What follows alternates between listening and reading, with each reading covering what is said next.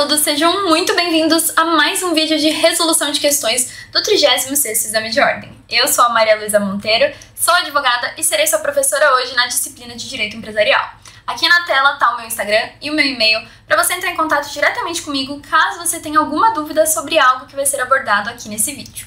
E um aviso que eu quero dar para vocês é que no exame de ordem geralmente são cobradas 5 questões na disciplina de Direito Empresarial, mas nesse exame uma das questões foi anulada. Por isso, talvez esse vídeo fique um pouco mais curto, já que a gente vai resolver apenas 4 questões juntos. Vamos começar?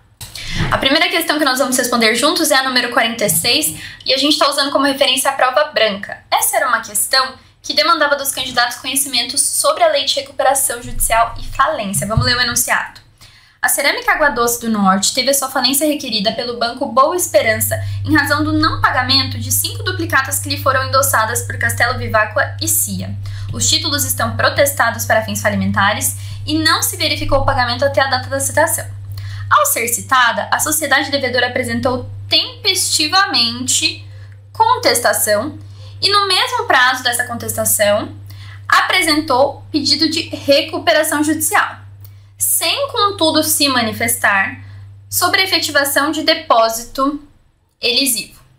Com base nas informações acima, a sociedade empresária, o que essa questão queria? Ela queria saber se o candidato entende, tem conhecimento de que, no mesmo prazo da contestação, a lei faculta ao devedor a apresentação do pedido de recuperação judicial. Então, no mesmo prazo de contestação, o devedor pode iniciar um pedido de recuperação judicial, sem precisar efetivar o depósito elisivo. A alternativa correta é a alternativa A, que diz exatamente isso que eu acabei de falar com outras palavras, e ela está nos exatos termos do artigo 95 da Lei de Recuperações e Falências. Ou seja, o devedor tinha a faculdade, a sociedade empresária, no caso, tinha a faculdade de pleitear sua recuperação judicial no prazo de contestação, ainda que não tivesse se manifestado pela efetivação de depósito elisivo. Por quê? Porque o depósito não é uma condição para a apresentação do pedido de recuperação judicial. Se vocês olharem a alternativa B, ela está errada justamente porque ela fala que ele não deveria ter pedido a recuperação judicial e sim ter efetuado o depósito elisivo. Ou seja, ele está condicionando o depósito elisivo para que o devedor inicie o pedido de recuperação judicial, completamente contrário ao que está na legislação. Alternativa C. Deveria ter pleiteado sua recuperação judicial, pois o devedor pode se utilizar do benefício até o trânsito em julgado da sentença de falência, portanto o pedido foi tempestivo e correto. Errado. Se ele esperasse, vamos dizer assim, ele ia entrar com um pedido de recuperação judicial depois de já estar falido. E o falido não pode entrar com pedido de recuperação judicial. Aonde está isso na legislação? Está lá no artigo 48 da Lei de Recuperação e Falência. Artigo 48, inciso 1 da Lei de Recuperações e Falências. Deixa eu escrever aqui mais espaçado para quem quiser tirar um print. O falido, então, não pode entrar com pedido de recuperação judicial. E a D estava impedida de requerer recuperação judicial, pois já havia, na data do pedido de recuperação, requerimento de falência contra si. Errado, ele ainda estava no prazo de contestação. E a lei diz o quê? Que no prazo de contestação é facultado ao devedor a apresentação de pedido de recuperação judicial, independentemente da efetivação do depósito elisivo. Fechou? Vamos para a próxima questão. Questão 47. A sociedade Corinto e Curvelo Limitada é composta apenas por 2 sócios, sendo o sócio Corinto titular de 40% do capital social e o Curvelo titular do restante. Então, a gente tem aqui o sócio minoritário, que é o Corinto, em 40% do capital social, e temos o majoritário, vou até trocar a cor aqui para ficar fácil de diferenciar, o majoritário, que é o Curvelo, com 60% do capital. Nessa situação, a exclusão extrajudicial, exclusão extrajudicial motivada do sócio minoritário de sociedade limitada poderá ser realizada pelo sócio Curvelo, independentemente de ter havido, e aí tem as alternativas. Antes da gente analisar cada uma das alternativas, vamos desconstruir um pouco esse enunciado. Então, a gente tem uma sociedade com 2 sócios, um majoritário e um minoritário. O majoritário quer fazer a exclusão extrajudicial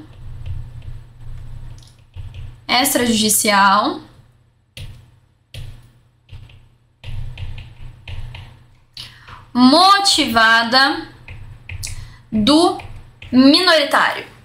Ele pode fazer isso? Bom, o artigo 1085 do Código Civil permite que seja feita a exclusão extrajudicial motivada. Essa motivação, ela é um justo motivo, uma justa causa. Algo que impeça a continuidade da atividade empresarial, tá? Então tem que ser um justo motivo, uma justa causa, algo que impeça a continuidade da atividade empresarial. Essa é a motivação. Agora, a exclusão extrajudicial, ela é o quê? Eu vou excluir esse sócio sem precisar entrar com um processo para o juiz apreciar se aquele motivo é bom o suficiente para ele ser excluído e fazer essa exclusão. A exclusão extrajudicial, ela é feita por uma alteração no contrato social. É uma alteração contratual. Para que seja feita a exclusão extrajudicial do sócio por um justo motivo, essa alteração contratual tem que estar prevista no contrato social dessa sociedade. Então, eu tenho que ter a previsão no contrato social para fazer essa alteração no contrato, e aí eu consigo excluir o sócio quando eu tenho um justo motivo, algo que impeça a continuidade da atividade empresarial, por meio de uma alteração contratual. Essa é a primeira explicação que a gente vai dar sobre esse tema. Agora, um outro ponto que a gente precisa analisar é o seguinte. Nesse caso, a gente tem uma sociedade de 2 sócios, mas a exclusão extrajudicial, ela vai ter requisitos diferentes de acordo com o número de sócios. Então, eu vou fazer um paralelo aqui. Até 2 sócios e mais de 2 sócios. Até 2 sócios, no caso, é só 2 mesmo, porque se você tem uma limitada unipessoal, você não vai excluir a si mesmo por um justo motivo, não é verdade? Então, 2 sócios e mais de 2 sócios. Eu falei para vocês que precisa ter previsão no contrato social. A previsão no contrato social vai valer para as duas. Então, independentemente do número de sócios, você precisa da previsão contratual, tá? Vou colocar aqui nos 2 lados do quadrinho.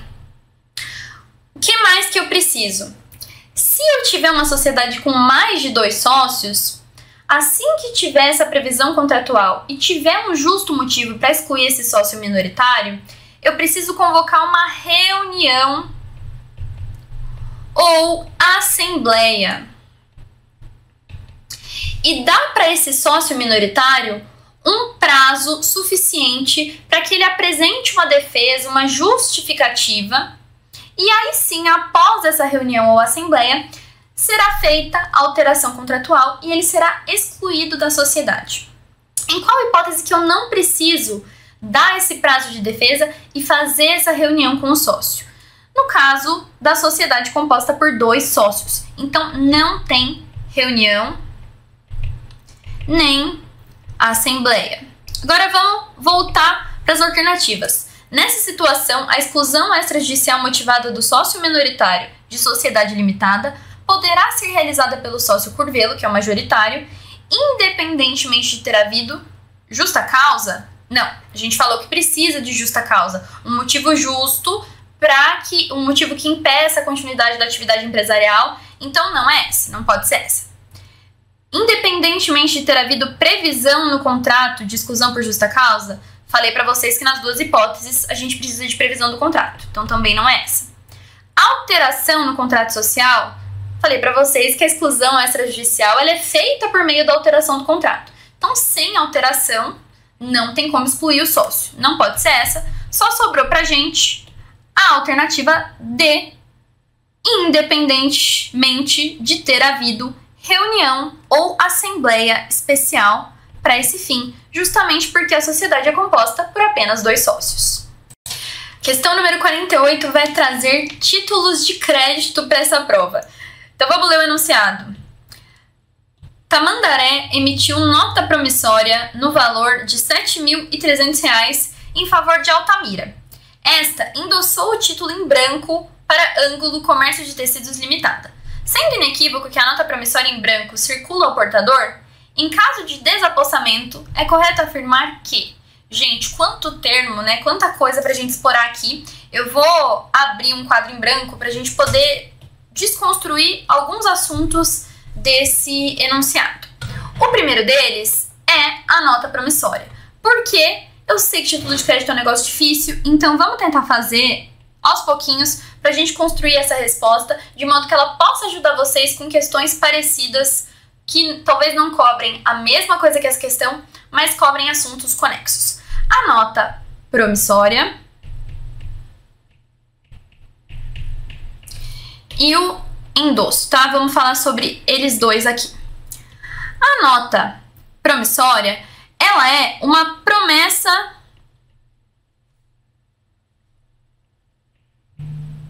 de pagamento. Ela é uma promessa de pagamento. E a gente vai ter 2 figuras quando a gente fala da nota promissória.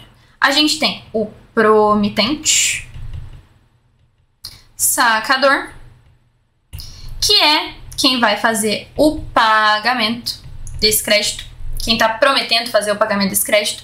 E nós temos o beneficiário, que é quem, por óbvio, recebe esse pagamento. Num primeiro momento, na questão, voltando para o enunciado, a gente tem que Tamandaré emitiu, vou fazer de rosinha, Tamandaré emitiu a nota. Então, Tamandaré é o promitente sacador. Vamos anotar o nome deles aqui? Tamandaré. Em favor de Altamira. Então, quem receberia num primeiro momento seria Altamira. Só que Altamira endossou, e a gente já vai falar do que é o endosso, endossou em branco para Ângulo.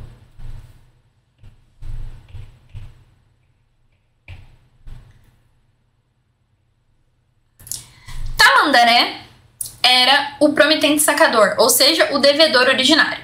E Altamira seria, então, o credor originário. Porém, Altamira endossou para Ângulo. E a partir do momento que ela faz esse endosso, ela transfere esse título para outra pessoa. E a partir daí, o Ângulo passa a ser o beneficiário ou o credor. E a Altamira passa a ser co-devedora, junto com Tamandaré, que eu vou colocar aqui, devedor originário. Esse é um dos efeitos do endosso. A Altamira vai poder também ser co-devedora, porque ela endossou para Ângulo. O que é esse endosso? O endosso, ele é uma transferência do crédito. Então, a Altamira tinha o direito de receber, mas ela transferiu esse direito a Ângulo, certo? Então, uma transferência de crédito. Quais são as modalidades? A gente tem o endosso em branco e o, adivinhem só, em preto. E a diferença entre os dois é a questão da identificação. Por quê? O endosso nada mais é do que pegar a nota, virar e fazer uma assinatura. Se você assinar e identificar para quem que você está endossando, é um endosso em preto, ou seja, o endosso em preto ele tem a identificação. Se você só assinar e entregar em mãos para a pessoa, ele é um endosso em branco. Nesse caso aqui, o endosso ele é em branco, e sendo em branco, ele circula ao portador. O que isso significa? Que tem direito de sacar ele quem está com ele em mãos. Aqui no caso, fui apagar e risquei, poxa vida. Aqui no caso, é inequívoco que a nota promissória em branco circula ao portador. Em caso de desapossamento, ou seja, o ângulo perdeu essa nota, não está mais em posse dessa nota promissória. O que é correto afirmar?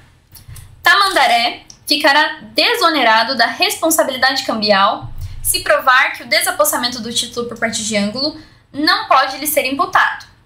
Mentira, porque Tamandaré é o devedor originário. Então essa aqui a gente já descarta. Ângulo Comércio de Tecidos Limitadas poderá obter novo título em juízo, bem como impedir que o seu valor seja pago a outrem. Será que pode isso? Gente, é exatamente essa alternativa que está correta. Sabe onde está isso no Código Civil? Lá no artigo 909 do Código Civil, que diz o seguinte, e eu até coloquei aqui para a gente ler junto. O proprietário que perder ou extraviar título ou for injustamente desapossado dele, poderá obter novo título em juízo, bem como impedir que sejam pagos a outrem capital e rendimentos. Exatamente o que está escrito aqui na alternativa B. Agora vamos para a nossa última questão, que é a questão 49 do Pedro Laurentino. O Pedro deseja constituir uma sociedade limitada unipessoal cuja denominação será Padaria São Félix do Piauí Limitada, sediada em Teresina.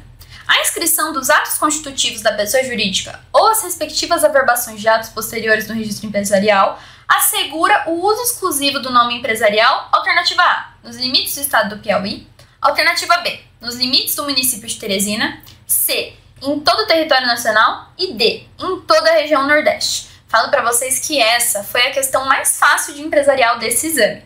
A alternativa correta é a exclusividade do nome empresarial nos limites do estado do Piauí. A sede é em Teresina, Teresina fica no Piauí, o registro empresarial é feito na junta comercial do estado e ganha a exclusividade do nome empresarial em todo o território do estado. Aonde está isso? Lá no artigo 1166 do Código Civil. Nos limites do município de Teresina, não tem cabimento. Em todo o território nacional, somente se tivesse registrado a marca. Registrado a marca no INPI. O registro de marca tem validade em todo o território nacional. Nome empresarial, não tem. Em toda a região Nordeste, também não tem cabimento. A alternativa A era a alternativa correta. E assim chegamos ao fim de mais uma resolução de questões. Eu queria agradecer vocês por chegarem até o final desse vídeo, desejar bons estudos e uma boa prova, e se ficar qualquer dúvida, eu estou à disposição para conversar com vocês e esclarecer da melhor forma. Um beijo e até o próximo vídeo. Tchau, tchau!